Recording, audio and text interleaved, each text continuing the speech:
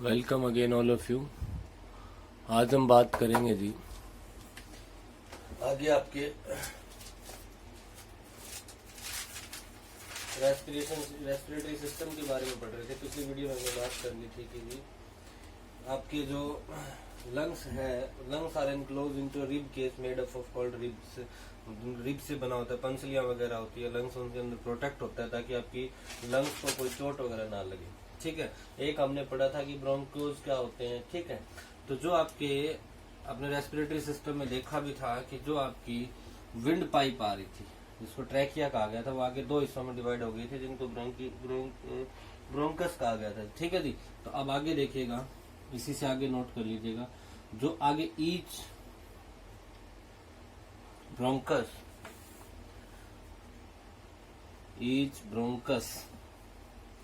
divide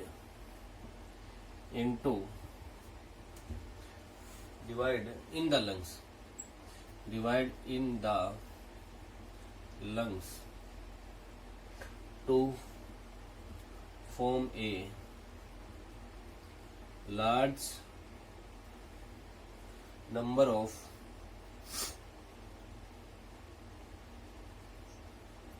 still smaller tubes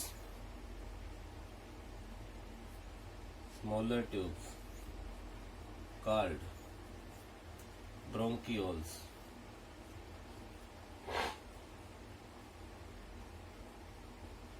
इसका क्या मतलब हुआ? देखो जी, जो ये विंड पाइप आई है, यहाँ पे थे आपके दो लंग स्टोर थे, पढ़ा था पीछे डायग्राम में भी देखा होगा। इसके बाद ये दो हिस्सों में बंट गई ताकि दोनों लंग्स के अंदर आपकी ऑक्सीजन पहुंच जाए। जब ये यहाँ पहुंचती है तो फिर आगे ये फिर डिवाइड हो जाती है जी।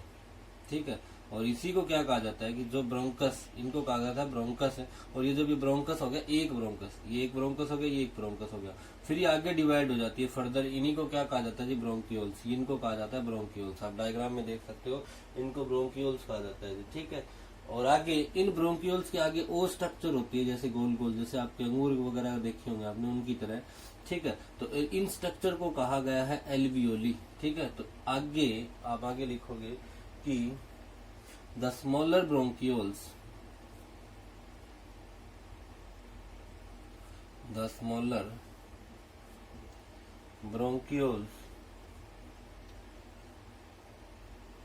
have teeny air sacs। Teeny का मतलब बहुत छोटे छोटे होते हैं जी। एयर सक्स का मतलब हो गया ये एयर को सक करने का, यानी कि अब्जॉर्ब करने का, या ऑक्सीजन अब्जॉर्ब करने का, या फिर आपके कार्बन डाइऑक्साइड रिलीज करने का काम करते हैं। एट देयर एंड्स, उनके एंड्स के ऊपर क्या होता है जी? कुछ एक स्मॉलर आपके टीनी एयर सैक्स होते हैं। ठीक है जी, at their ends are called, जिनको कहा जाता है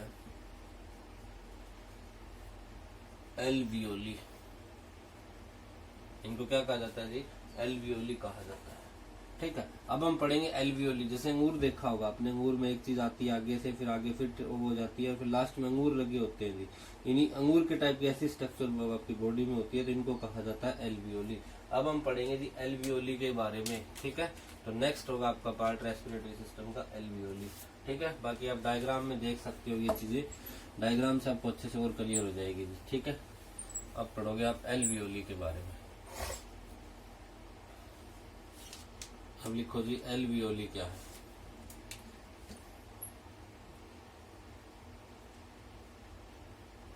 एल्वियोली, ठीक है, इट इज एल्वियोली, ये वो एल्वियोली ही है।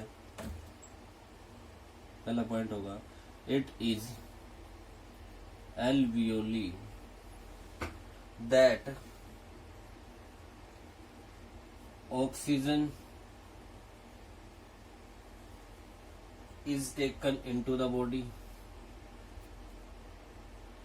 जिसके कारण क्या होता है जी? ऑक्सीजन आपकी बॉडी के अंदर ली जाती है। ये एल्वियोली ही है जिसके कारण ऑक्सीजन क्या ली जाती है? जो आपकी बॉडी के अंदर ली जाती है। And carbon dioxide is eliminated. Carbon dioxide, इतना नाम मैं बड़ा बड़ा बार बार नहीं लिखूंगा, इसके लिए इसका फॉर्मूला यूज करूंगा CO2। जहां CO2 लिखा मिले समझ आना कार्बन डाइऑक्साइड है। तो it is alveoli that oxygen is taken into the body and carbon dioxide को बाहर निकाल दिया जाता है, यानी कि इज एलिमिनेटेड। ये सब किसके कारण होता है? ये एल्वियोली के कारण ही होता है। यानी मेन काम कौन करती है?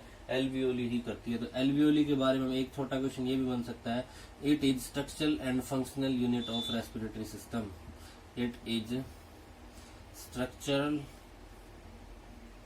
एंड फंक्शनल यूनिट ऑफ, मतलब यही सब कुछ काम करती है रेस्पिरेशन का। तो structure and functional unit of respiratory system किसको कहा जाएगा जी? एल्वियोली को कहा जाएगा। Structural and functional unit of respiratory system किसको कहा जाएगा? एल्वियोली। एल्वियोली के बारे में पहली लाइन पढ़ी कि यही होती है जिसके कारण ऑक्सीजन हमारी बॉडी में ली जाती है, कार्बन डाइऑक्साइड एलिमिनेट की जाती है। और ये क्या होती है? स्ट्रक्चर एंड फंक्शनल यूनिट होती है। अब बात आती है कि कितनी की एल्वियोली होती है? तो बहुत सारी, large million of alveoli present होती है। क्यों प्रेजेंट होती है? ताकि जितनी ही ज्यादा होंगी उतनी ही ज्यादा बॉडी ऑक्सीजन एब्जॉर्ब कर पाएगी, क्योंकि इन्हीं के द्वारा थोड़ी है जी। ठीक है, तो आगे लिखोगे the presence of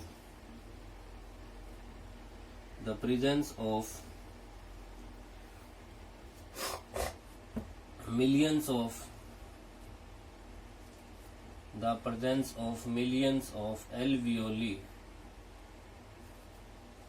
in the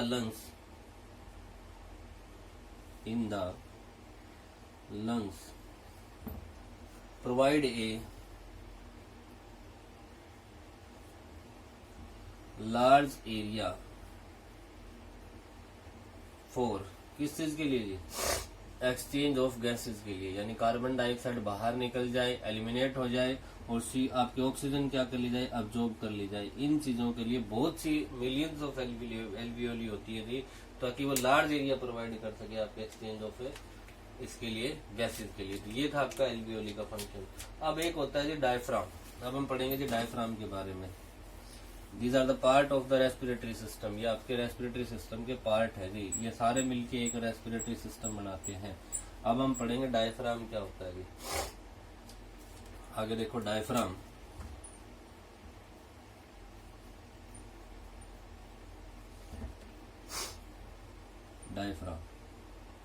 diaphragm क्या होता है जी? जो आपका चेस्ट कैविटी होती है, जैसे मान लो ये लंग्स आपकी, ये लंग्स के नीचे होती है जी एब्डोमेन कैविटी, जहाँ पे आपका एब्डोमेन होता है जी। ठीक है, और यहाँ पे बीच में मसल्स की स्ट्रक्चर होती है जी, उसी को कहा जाता है डायफ्राम। डायफ्राम एक बहुत बेटर रोल प्ले करते हैं जी आपका रेस्पिरेशन की, क्योंकि ये कॉन्ट्रैक्ट और अपना रिलैक्स पोजीशन पे आते हैं, तो उसकी वजह से फेफड़ों का लंग जो साइज है वो इंक्रीज और डिक्रीज होता है, और इंक्रीज और डिक्रीज होने के कारण ही एयर अंदर या फिर बाहर आ जाती है। वो आप आगे डिटेल से पढ़ोगे जी किस हिसाब से। ठीक है जी। यानी कि होते कहाँ पे? ये लंग्स के नीचे होते हैं। किस चीज के बने होते हैं? ये मसल्स फॉर्म होती है। ठीक है जी। और जो हेल्प करते हैं किसमें? ब्रीथ इन में या फिर ब्रीथ आउट में। जो आपकी ब्रीथ इन मतलब सांस अंदर लेने में और बाहर निकालने में आपकी हेल्प करते हैं जी। ठीक है, तो इसके बारे में लिखोगे, it is seat of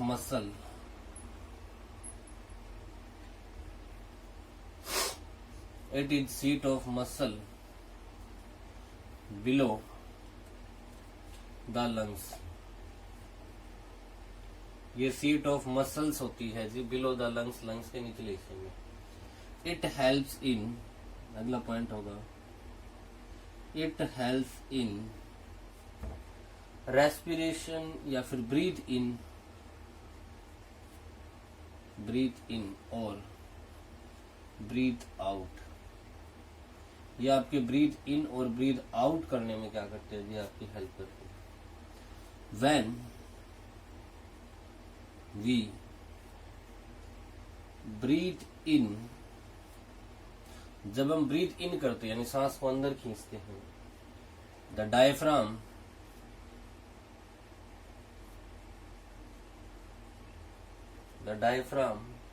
and muscles attached to the ribs contract का मतलब होता है जी फैलना। ठीक है, जब आप सांस अंदर खींचते हो तो डायफ्राम है और जो मसल्स है वो कॉन्ट्रैक्ट करेगी, फैलेगी, ड्यू टू विच, जिसके कारण क्या होगा जी?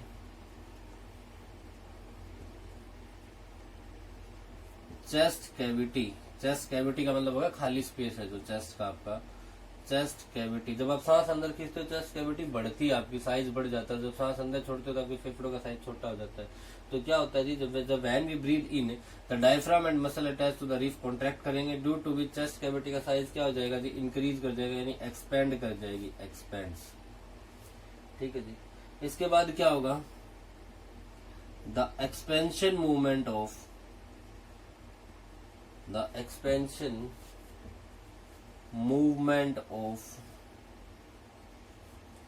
जो भी एक्सपेंशन मूवमेंट होगी किसकी जी, chest, increase the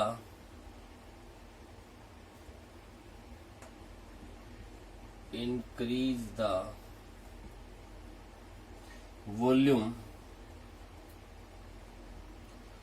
inside the chest cavity. अब मान लो एक आपके पास इतनी वॉल्यूम है और एक आपने साइज इंक्रीज कर दिया, तो वॉल्यूम क्या होगी जी, बढ़ेगी। तो बढ़ने के कारण क्या हो जाता है, एक्सपेंशन के कारण क्या हो जाता है, जो चेस्ट कैविटी की वॉल्यूम है वो क्या कर जाती है जी, इंक्रीज कर जाती है, बढ़ जाती है। समझ आ गई आपको। अब वॉल्यूम इंक्रीज करने के कारण क्या होता है जी, वॉल्यूम इंक्रीज करने के कारण प्रेशर डिक्रीज हो जाता है। क्या हो जाता है, वॉल्यूम में इंक्रीज करने के कारण प्रेशर डिक्रीज हो जाता है। छोटा सा एग्जाम्पल आप ये मान सकते हो, मान लो एक तो आपने एक सिलेंडर भरा हुआ, ठीक है जी, एक सिलेंडर में एयर भरी हुई है, ठीक है, और एक आपने एक कमरे में एयर भरी हुई है। तो सिलेंडर का वॉल्यूम छोटी होने के कारण सिलेंडर पे प्रेशर ज्यादा पड़ेगा एयर का एज कम्पेयर टू रूम की वजह से। तो रूम के कारण कब क्या होगा, वॉल्यूम इंक्रीज होने के कारण प्रेशर डिक्रीज कर जाता है। तो आगे लिखोगे, due to increase in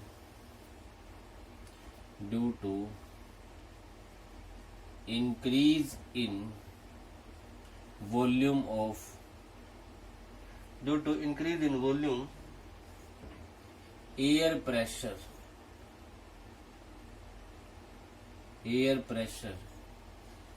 decrease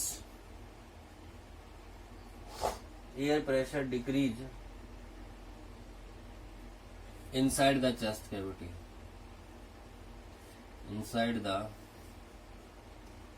chest cavity. इसके कारण क्या हो जाता है जी, एयर प्रेशर आपका डिक्रीज कर जाता है चेस्ट कैविटी के अंदर। एंड एयर फ्रॉम, अब प्रेशर हमेशा कोई भी चीज होती है वो हाई प्रेशर से हमेशा कहाँ जाती है, लो प्रेशर के ऊपर।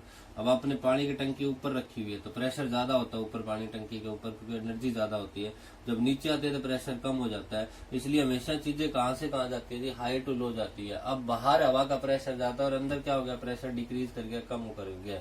तो एंड एयर फ्रॉम क्या होगा जी, आउटसाइड, जो बाहर से एयर है, एंड एयर फ्रॉम आउटसाइड वो क्या कर जाएगी जी, वो रस कर जाएगी। रस का मतलब अंदर अब चली जाएगी। एयर रसिज इनटू या इनसाइड द लंग्स लिख सकते हो, into the lungs.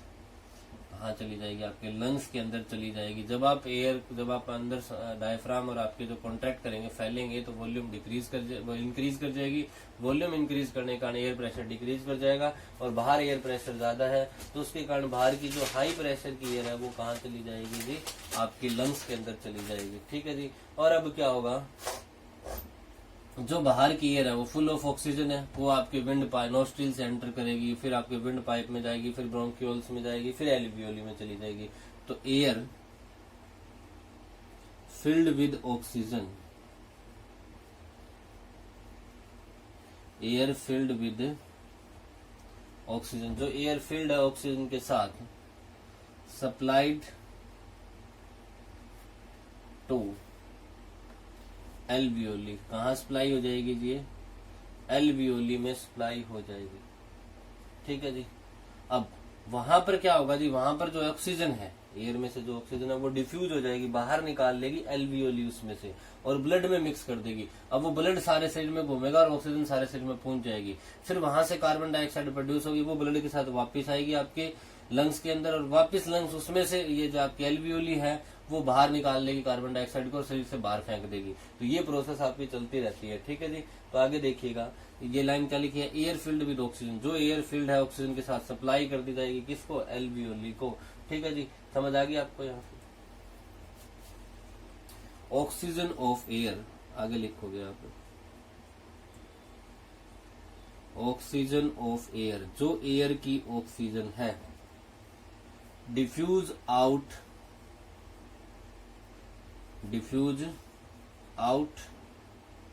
From alveoli. Alveoli क्या करेगी, जो ऑक्सीजन है एयर की उसमें से डिफ्यूज आउट कर लेगी, बाहर निकाल लेगी ऑक्सीजन को, ठीक है जी, इनटू द ब्लड, किसमें कहाँ पहुंचा देगी ये, इनटू द ब्लड में कर देगी मिक्स उसको। एल्वियोली का काम यही होगा कि जो हवा बाहर से आई उसको रोको, उसमें से ऑक्सीजन को निकालो और निकाल के कहाँ कर दो जी, ब्लड के अंदर मिक्स कर दो, ठीक है जी। द ऑक्सीजनेटेड ब्लड या द ऑक्सीजन जो आपने ब्लड में से निकाल लिया, आपकी बॉडी ने जो सॉरी इसमें से हवा में से निकाली और ब्लड में मिक्स कर दी, तो the oxygen is carried by blood. अब ऑक्सीजन कौन लेके जाएगा जी, आपका ब्लड लेके जाएगा। Is oxygen is carried by blood to all parts of body, सारे बॉडी के पार्ट्स में ब्लड जाएगा और अपने साथ ऑक्सीजन ले जाएगा। To all parts of body, हर एक सेल के पास चली जाएगी, ठीक है जी। समझ आ गया आपको यहाँ तक? आगे आगे देखिएगा जी क्या होता है। आप वीडियो को पॉज कर सकते हो जी नोट करने के लिए। अगर समझ नहीं आ रहा है तो वीडियो को बार बार देखें, डायग्राम जरूर साथ में रखें जी, डायग्राम साथ में रखने से आपको चीजें क्लियर हो जाएगी, ठीक है। आगे लिखोगे एज ब्लड, आगे लिखोगे आप एज ब्लड, जैसे ही ब्लड पास करेगा जी, एज ब्लड पासिस थ्रू, हमारी छोटी छोटी सेल मिलके बनाती है, टिश्यू बनाते हैं, ऑर्गन बनाते हैं, ऑर्गन सिस्टम, ठीक है। तो ये बात ध्यान रखना कि जैसे ही ब्लड पास करेगा आपके टिश्यू से, tissue of body, tissues of body, as blood passes through the tissues of body, the oxygen present in it, जो ऑक्सीजन ब्लड में प्रेजेंट है, the oxygen present in it diffuse out, बाहर निकाल दी जाएगी, diffuse out into the cell, किसके अंदर निकाल दी जाएगी, इनटू द सेल, सेल के अंदर भेज दी जाएगी ऑक्सीजन को, ठीक है। अब ऑक्सीजन क्या करेगी, द ऑक्सीजन कंबाइन करेगी, जुड़ जाएगी, the oxygen combines with undigested food, जो खाना आपका डाइजेस्टेड नहीं है उसके साथ मिल जाएगी। The oxygen combine with undigested food, या आप लिख लीजिएगा डाइजेस्टेड फूड, आपके सेल में डाइजेस्टेड फूड ही पहुंचता है, डाइजेस्टेड सॉरी इसके लिए। The oxygen combine with digested food, ठीक है जी, प्रेजेंट इन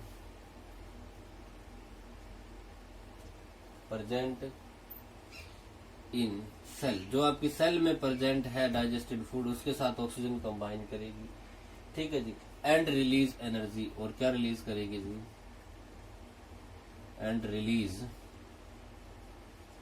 एनर्जी, और उसके बाद आपकी बॉडी को क्या मिलेगी, एनर्जी मिलेगी। अब कुछ ना कुछ तो वेस्ट प्रोडक्ट प्रोड्यूस होगा वहां से, तो CO2 का मतलब हो गया जी कार्बन डाइऑक्साइड। CO2 का क्या मतलब होगा, कार्बन डाइऑक्साइड, मैंने पहले बता दिया था। CO2 इज प्रोड्यूस्ड ई है जी, CO2 is produced as a waste product,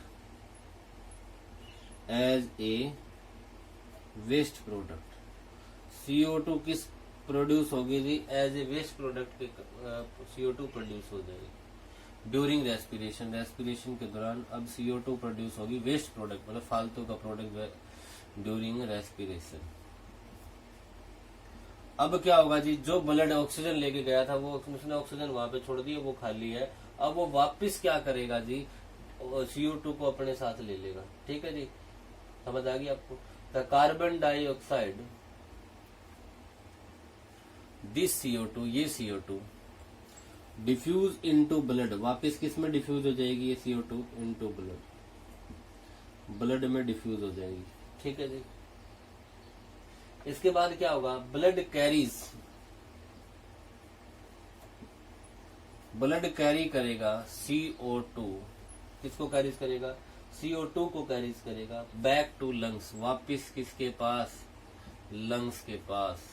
और लंग्स में कौन बैठा है जी, एल्वियोली बैठी है। कौन बैठी है जी, एल्वियोली बैठी है, ठीक है। और वो एल्वियोली क्या कर देगी, ये डिफ्यूज कर देगी, एल्वियोली को डिफ्यूज कर देगा, ठीक है। ये कहाँ पहुंचेगा, blood carry CO2 back to the lungs, lungs के पास जाएगा वापिस से, ठीक है जी। वेहर जहां पे क्या होगा, इट मतलब ब्लड डिफ्यूज कर देगा, blood diffuse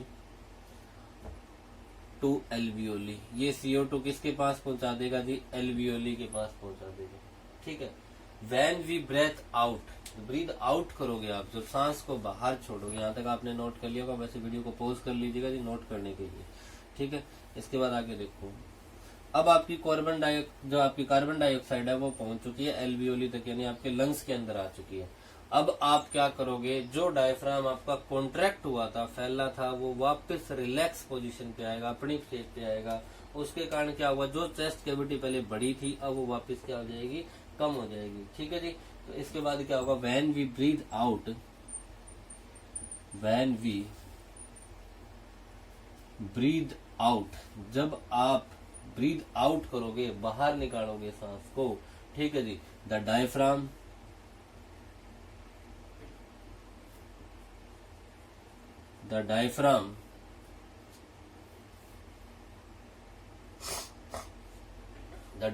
and muscles,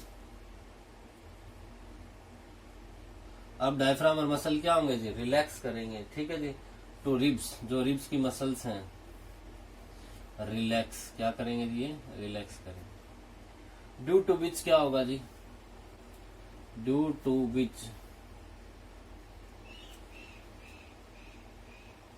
which chest cavity contract करेगी, चेस्ट कैविटी क्या करेगी आपकी,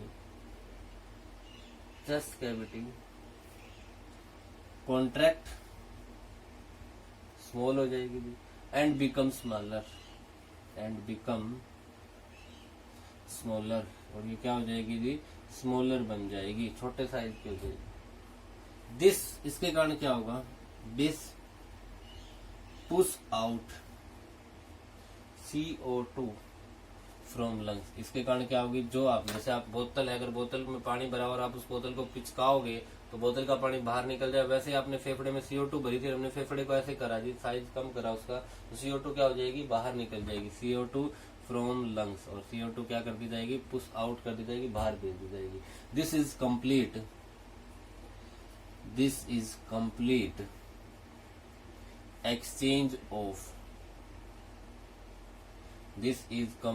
exchange of gases in human respiratory system. ये कंप्लीट हुआ जी आपका, इस हिसाब से आपके ह्यूमन सांस लेते हैं, रेस्पिरेटरी सिस्टम ह्यूमंस का काम करता है। आई होप आपको यहाँ तक समझ आ गया होगा, ठीक है जी। इसके बाद नेक्स्ट एक नोट डाल के एक बात नोट कर लीजिएगा जी, ये नहीं है कि आपने मान लो 10 लीटर अंदर ले ली हवा, तो पूरी की पूरी हवाई बाहर निकाल दोगे। कुछ एक एयर अंदर रखनी पड़ती है हमारे लंग्स को, ठीक है जी। क्यों रखनी पड़ती है, ताकि ऑक्सीजन को जो अब्जॉर्ब करने का काम कर रही है एल्वियोली, जो उसमें से ऑक्सीजन निकाल रही है एल्वियोली, उसको प्रॉपर टाइम मिल जाए ऑक्सीजन को अब्जॉर्ब करने का, ठीक है जी। अगर मान लो जितनी हवा आपने ली उतनी बाहर निकाल दी आपने, तो बॉडी को टाइम नहीं मिलेगा पूरा अब्जॉर्प्शन करने का, उसमें से हवा खींचने का, ठीक है। तो एक नोट डाल के बात लिख लीजिएगा ये बात कि during respiration cycle,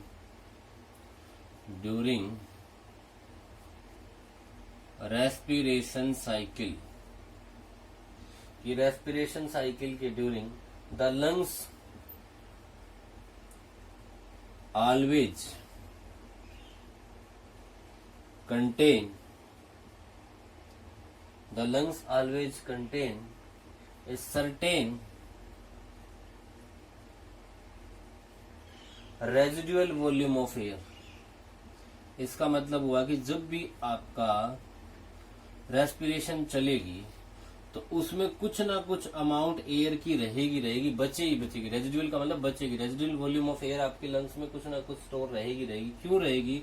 so that, अभी आपको बताया था, so that there is sufficient time, ताकि आपको प्रॉपर टाइम मिल सके for oxygen to be absorbed, for oxygen to be absorbed. तो अगर आपसे कोई पूछ ले कि क्या जितनी वॉल्यूम हम इनहेल करते हैं एयर की और क्या एक्सेल करते हैं दोनों बराबर होती है जी, तो बोल दीजिएगा नहीं होती। क्यों नहीं होती? क्योंकि हम एक्सेल इनहेल ज्यादा करते हैं और एक्सेल कम करते हैं।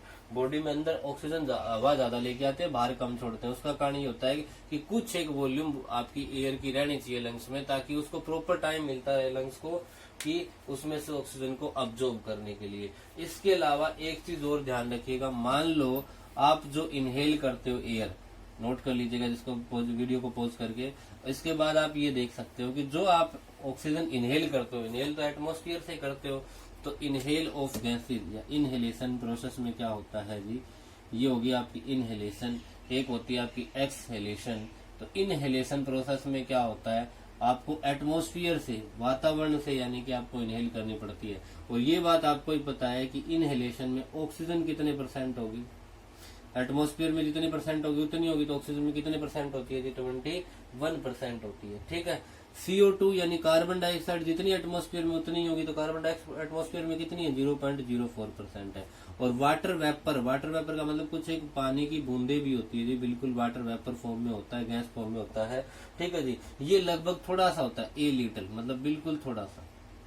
लेकिन जब हम एक्सहेलेशन करते हैं, जब हम एयर को बाहर निकालते हैं, तो उसमें कितनी % होगी आपकी, तो उसमें ऑक्सीजन रह जाती है आपकी 16.4% के अराउंड। पूरी ऑक्सीजन, ये नहीं कि किस % ही फेफड़े आपकी अब्जॉर्ब कर लेंगे, उसमें से 16.4% ही अब्जॉर्ब कर पाएंगे। लेकिन CO2 कितनी बाहर निकलेगी, CO2 तो ये तो अंदर गई थी, ये तो बाहर आनी क्योंकि CO2 बॉडी यूज करे नहीं की। इसके अलावा बॉडी से भी वेस्ट प्रोडक्ट प्रोड्यूस हुआ, तो लगभग 4.4% के आसपास आपकी क्या निकल के आएगी, CO2 बाहर निकल के आएगी। और वाटर वेपर कितना बाहर निकलेगा जी, तो वाटर वेपर बहुत ज्यादा बाहर निकलेगा। ठीक है जी, मच इन मच अमाउंट, काफी अमाउंट में निकलेगा। इसीलिए जब हम रेस्पिरेशन करते हैं तो हमारी, या हम ज्यादा बोलते हैं तो वाटर वेपर बाहर निकल जाता है और हमें प्यास ज्यादा लगती है जी। ठीक है, तो ये होता है इनहेलेशन और एक्सहेलेशन प्रोसेस में। ऑक्सीजन 21%, CO2 इतने %, ऑक्सीजन कितने % होती है जी, ये और याद कर लीजिएगा। तो ये आपका ह्यूमन रेस्पिरेटरी सिस्टम खत्म हुआ।